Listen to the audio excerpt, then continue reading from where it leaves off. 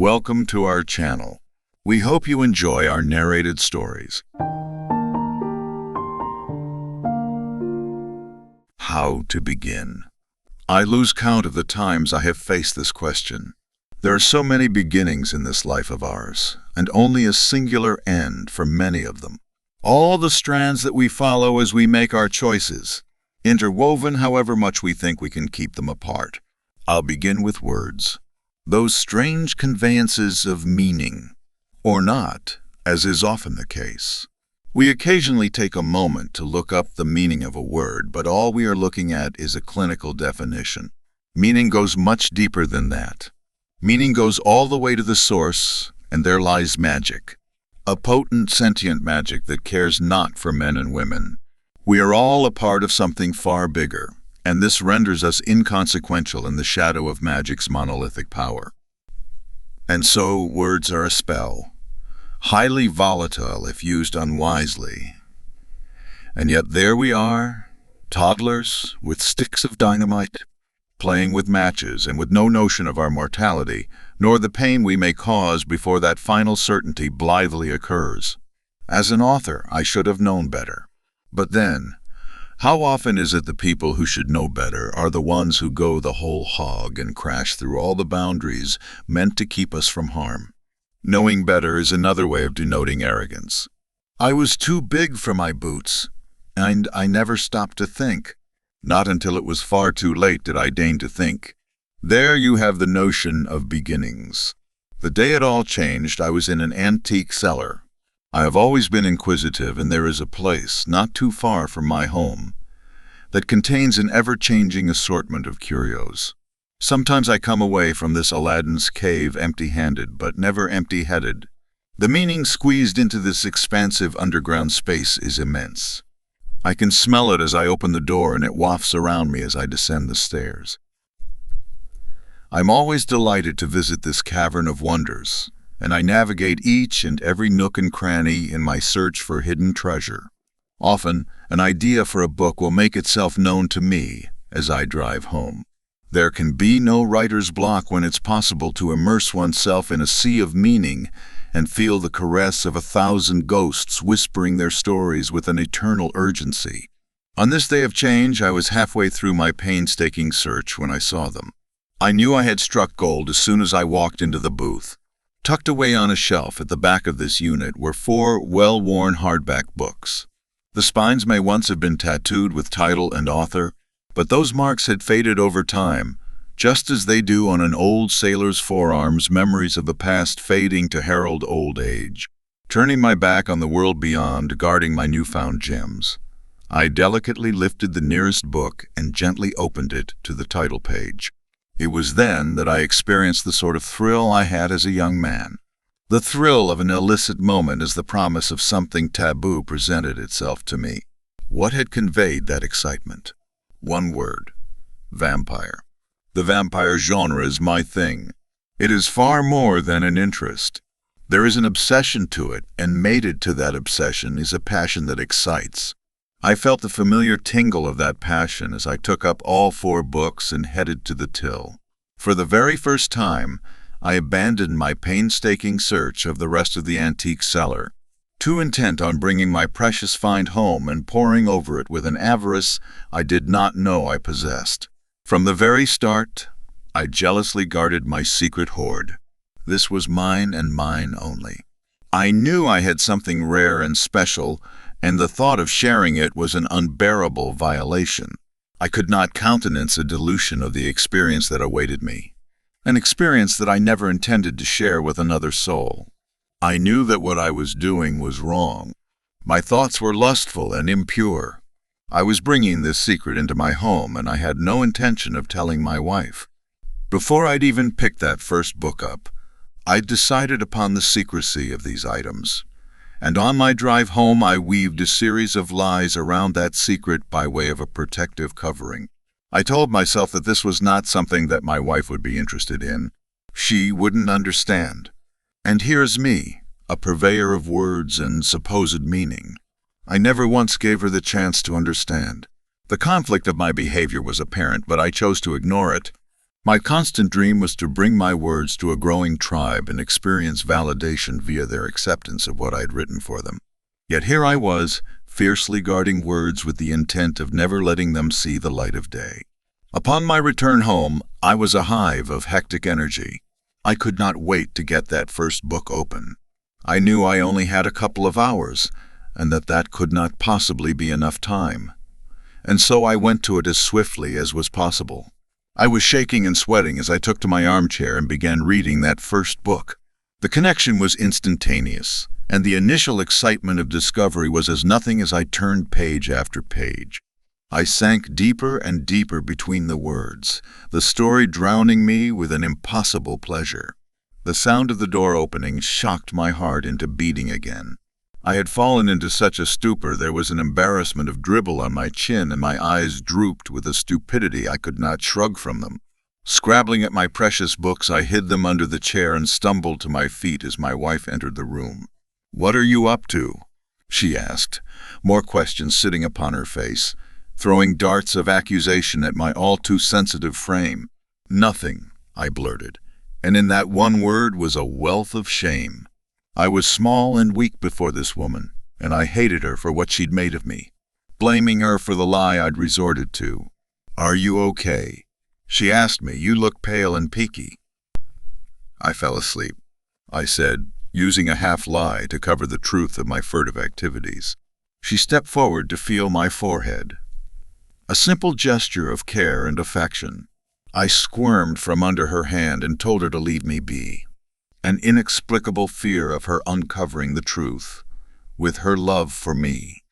I knew I was making matters worse with my behavior, but I felt compelled to do so. I resented my wife for that, told myself that she was the problem, and it was her that was making me feel so awkward. As my mind chattered away with these easily found lies, I understood that I wanted her out of the way so that I could address my longing for the words that awaited me. All I wanted was to return to that book. A desire rose up in me, a feeling that could not be denied. My wife had separated me from that object of my desire, and the long wait for a reconciliation burnt my skin and roiled in my guts. The act I performed for the remainder of the evening was stilted and unconvincing. I leapt at the lifeline my wife presented. The suggestion that I may be coming down with a bug helped mask the physical reaction I was having to the book that lay under my armchair. I wanted it so much. My excitement should have frightened me, but it was too persistent and noisy for me to feel anything else. I showered before bed. I felt cold and clammy, but the real reason for my shower was so I was at my best for my return to the next chapter in the story.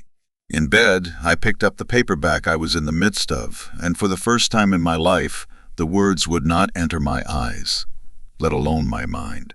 I stared at page after page, performing the pretense of reading, and yet I experienced no anxiety and no sense of loss, not even for the place marker I'd moved on from. This book was lost to me. There was only one book for me now, her and her 3 sisters. The wait for my wife to drift into the depths of dream-laden sleep was torturous. I stared at her prone form with a force of will that should have rendered her unconscious, smothered her with my need to leave the bedroom, and scampered downstairs like a thief in the night, snatching stolen moments with my book. The book. I could see it laying there, waiting for me, and I wanted it so much. Hearing the change in her breathing, I stared at my watch for a further 15 minutes. Then I crept away. Downstairs, I turned on the lamp and knelt to find the book. Ouch! Something under the chair caught the tip of my finger and drew blood. I could feel it, but I disregarded the wound in my haste to retrieve the book and read again. Barely was the book open, and I was falling into the story yet again. My breath caught in my chest, and I felt an overpowering arousal. She was there. She had been waiting for me. We stared across the room at each other, and it was all I could do not to run into her arms. But I knew better than that. Knew that she was dangerous, but that it was her power that so inflamed me. The main character, and the author of this book, the vampire. The story led me this way and that. An exquisite wooing. The gentlest and most exotic form of foreplay. My body was alive with a pleasure I'd never before experienced in my drab and ordinary life. The promises she made of the pleasures that awaited me were maddening. I was dizzied in her presence, and the fear of what she was and what she was capable of only added to my desire for her. So when she asked me what I wanted, I panted my responses quickly and eagerly. "Do you want me?" She purred as she stared deeply into my eyes. "Yes," I gasped, a drowning man thrashing around in her presence, frantically attempting to take a hold of her and be drawn out from the waters of his own isolating desperation. "Will you invite me into your home so I can come to you?" she asked with words of velvet that caressed the back of my neck. "Yes. Come now. Come to me." I hissed the words, spitting them out as quickly as was possible. She chuckled and smiled a wicked smile, in time. "There is no rush. I have waited a lifetime for moments such as we shall share." I reached out to her, feeling cheated by this delay, but she was gone, and when I opened my eyes, I was in bed clawing at the air. The only sound, my wife's gentle breathing. On my chest was the book. I tucked it under the mattress and lay awake until the alarm woke my wife, and we began another day of humdrum routine. I fell into a pattern of reading each night. The books were my guilty pleasure, and the night was a shroud to hide my growing guilt and unease. I knew what I was doing was sinful. Not only the deceit with which I was doing it, but also the thoughtless promises I was making. I would have said yes to anything she asked of me. And I did. At some point, I understood that I would be granted my wish once I was reading Book 4. This thrilled and disappointed me. Being made to wait was torture, but a delicious torture at that. The anticipation of what was to come built and in itself was a glorious feeling. My disappointment was also growing, though. The prospect of things coming to a head hurt. Then there was the coming end of the last of the books. I could not countenance coming to the end and having no further books to read. Each night, I would await the deeper breathing that signaled my wife's slumber, and I would read by the scant light that a surreptitiously opened curtain afforded. The story slipped and slid this way and that, a serpent in search of its prey. When the male vampire companion emerged into the story, I was crushed, but I could not help but read on. Now, the two vampires hunted together, and I lived for the hunt. I delighted in the seduction and subsequent bites that would subdue the vampire's prey and have the victim further succumb to the vampire's will. I never tired of that. I drew an intense voyeuristic pleasure from it and increasingly felt more and more a part of the story. So much so that my waking life was become gray and lackluster, drained of meaning and joy. Then one night, I lifted the fourth book and noted the thinning depths of the remaining pages. However slowly and painstakingly I read, I would finish the last book this night. I drew in a sob of bereft breath and wondered what awaited me in those last pages and beyond that. A blank page of dread that I did not want to lay my eyes upon, let alone fill. I had ceased my writing from the moment I'd opened the first book. There was nothing other than these 4 books now, and so I knew it was nothing that awaited me. The oblivion of a loss that could never be recovered from. Turning the final page, I came to myself in a fugue of confusion. Something had changed, but I could not establish what the change was, nor what it meant for me. Turning to look at the slumbering form of my wife, I saw instead her absence, and it was then I knew, or at least suspected, what the nature of the change was. I'd made reckless promises and let something dangerous seduce me and enter my life. I'd known from the very start that the pages of those books were alive, but I'd gone ahead regardless. I had given myself over to the ultimate of stories, and now there was no way back. My fear of nothingness was a shade of the fear I had of what awaited me beyond the bedroom door. On legs made insensible with my terror, I made my way along landing and downstairs like a comical drunkard, drunk on the insanity of my fear. Tears streamed unnoticed down my face, and my breathing was as ragged as a vanquished pirate's mainsail. Entering the living room, I saw her standing before me, the woman of my dreams, now in the midst of my unfolding nightmare. She took my hand for the very first time and led me to one of the sofas. "You like to watch, don't you?" I nodded despite an awful reluctance to do so. I did not want to accept any of this, and I certainly did not want to watch what I knew would play out across the room before me. I sensed the presence of the vampire's companion, and I could taste their endless hunger. She leaned in, breathing words into my ear. "This is what you wanted. You invited me in, and now I am fulfilling my promise to you." Never will I know whether she turned my head, or it turned all on its own. I certainly did not want to witness what was about to happen. But then I did, and I was consumed by it. I could not help myself. She was right. I wanted this. I wanted this beyond all else. On the sofa, my wife sat back as the vampire's companion gazed into her eyes. It were as though they had both paused this scene until I was seated comfortably and ready to view their play. They kissed. There was a betrayal in that kiss, and the betrayal was all mine. That one kiss broke something within me, and once again I was immersed in the story with a passionate obsession that burnt everything else away. I watched as my wife raised her hand to the vampire companion's head and pulled him closer, encouraging him as he broke from their kiss and showered kisses downwards until his mouth was upon her neck.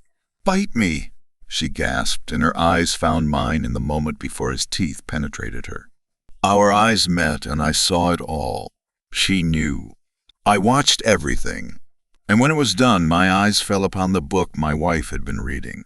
The book she had found despite my best efforts at concealment. "Now you write," whispered the vampire before her, and her companion slipped away into the night, abandoning me to an eternity of damnation.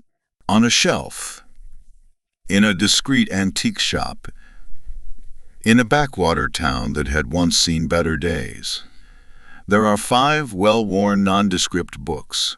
These unremarkable books will be overlooked by many a passer-by, but one day soon they will catch the eye of someone who sees them for what they really are, but lies about their truth from the very start of their end.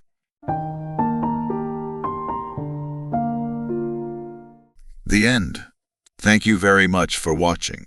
Please don't forget to subscribe our channel for more stories.